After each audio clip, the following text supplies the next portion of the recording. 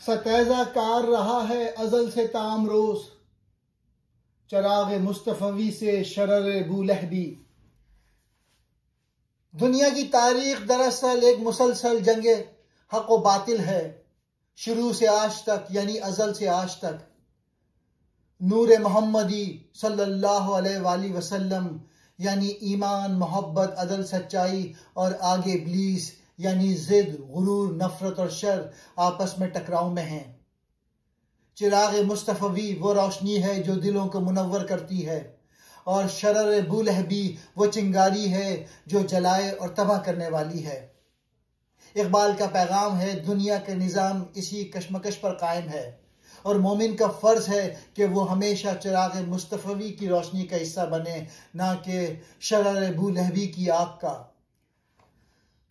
یعنی ازل سے لے کر آج تک ایک مسلسل جنگ برپا ہے۔ ایک طرف ہے چراغ مصطفی یعنی وہ نور، وہ روشنی جو حضور اکرم صلی اللہ علیہ وآلہ وسلم کی ذات سے پھوٹی، اور دوسری طرف ہے شرر بولہبی، وہ چنگاری، وہ آگ جو ابو لہب کی سرکشی اور انکار حق کی علامت ہے۔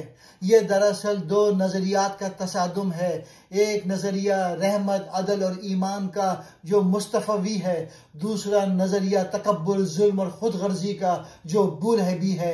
اقبال کہہ رہے ہیں کہ یہ کشمکش ختم نہیں ہوئی، یہ جنگ مکہ کی گلیوں میں تھی، یہی جنگ آج کے ایوانوں میں ہے، یہی جنگ آج کے انسان کے دل میں بھی جاری ہے کہ وہ چراغ مصطفی کی روشنی میں جینا چاہتا ہے یا شرر بولہبی کی آگ میں جلنا۔